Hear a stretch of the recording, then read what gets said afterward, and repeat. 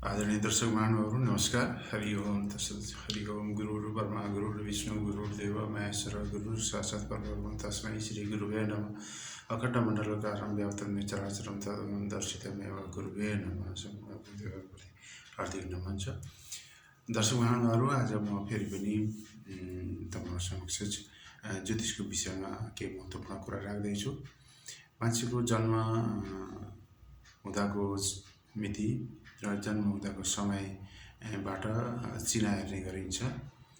चिनामा उसको ग्रह दशाको अवस्था रो हेरिन्छ र चिनालाई हेर्नको लागि अनिवार्य रूपमा जन्म मिति सही चाहिन्छ र जन्मेको समय पनि अनिवार्य रूपमा चाहिन्छ। त्यति मात्रै नभएर जन्मेको स्थान आवश्यक हुन्छ।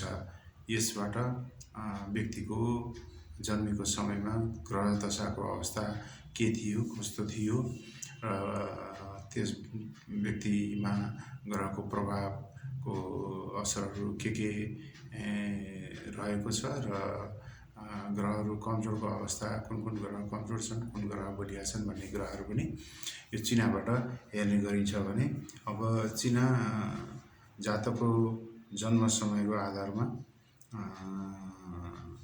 ग्रह कुन अवस्थामा बसेका छन् भन्ने कुराहरू पनि त्यही चिनामा नै हामीले दर्शाउन सक्छौँ। त्यो चिना हेरेर, कुण्डली हेरेर। अब राम्रो कर्मको प्रभावबाट राम्रो ग्रहहरूको राम्रो प्रभाव पर्ने हुन्छ र त्यसबाट व्यक्तिले एउटा अनुशासित भएर पुरा कर्म गरे पुरा फल मिल्ने हुन्छ र अधुरो कर्मले अधुरै फल मिल्ने हुन्छ। त्यसमा लक्ष्य हासिल गर्नलाई कठिन हुन्छ भन्ने कुरा त यो विदितै कुराहरू हो। र चिनालाई चिन्ने, चिनामा चाहिँ ग्रहको अवस्था के छ भनेर बुझ्नको लागि पनि चिना हेर्नुपर्ने हुन्छ।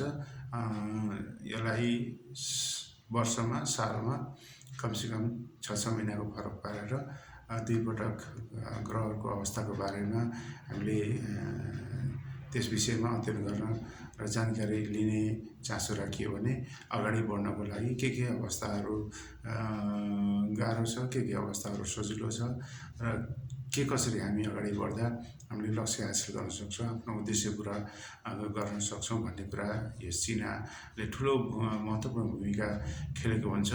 र कर्मको कुरा मैले गरेँ। कर्म भन्ने कुरा निकै महत्त्वपूर्ण कुरा हो।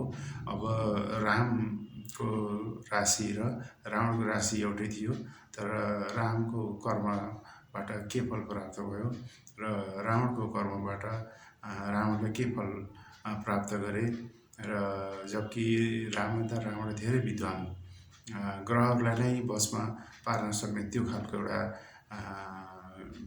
ज्ञान विद्या आर्जन गरेका प्रख्यात विद्वान पण्डित रावण हुँदाहुँदै पनि अवस्थाहरू कर्मको फलले मानिसले आफ्नो जीवनको अन्त्य गर्छ।